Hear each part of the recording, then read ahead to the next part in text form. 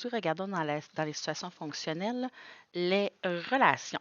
Donc, les relations et les fonctions commencent par la section relations qui englobe les deux. Alors, c'est quoi une relation? C'est un lien entre deux variables, donc on appelle aussi relation. Dans plusieurs situations de la vie, il y existe des relations entre deux choses qui peuvent varier. Exemple, existe-t-il réellement, donc est-ce une relation? Existe réellement une relation entre la vitesse du vent et la température ressentie. Donc, pensons à l'hiver. Est-ce que plus le vent est fort, plus la température monte ou descend? Oui. Donc, plus le vent est fort l'hiver, plus c'est froid. Donc, oui, il y a une relation entre les deux. Le nombre d'heures travaillées et le salaire. Plus je travaille d'heures, est-ce que plus mon salaire va être élevé ou vice-versa, peu importe. Effectivement, il y a une relation entre le nombre d'heures que je travaille puis mon salaire, effectivement.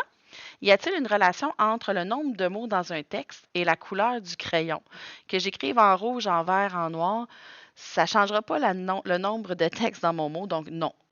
Ici, il n'y a pas de relation.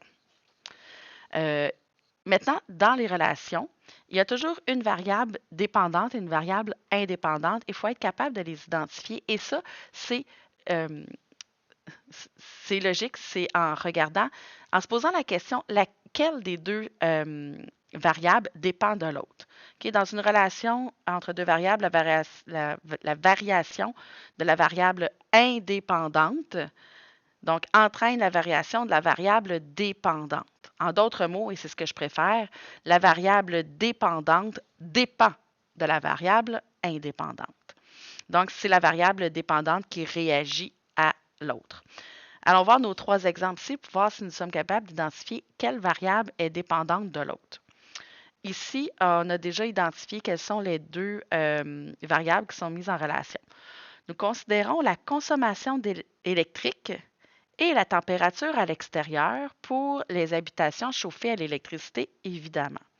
Alors, j'ai la consommation d'électricité et la température. Est-ce que la température extérieure varie selon la consommation d'électricité? Dépend. Ou c'est la consommation d'électricité dépend de la température extérieure? Donc, plus il fait froid, plus je vais consommer d'électricité. Alors, la consommation d'électricité dépend de la température extérieure. Donc, la consommation d'électricité, la variable dépendante. Alors, la consommation électrique dépend de la température extérieure. Je l'écris en résumé, là. Donc, température extérieure. Allons voir notre deuxième exemple.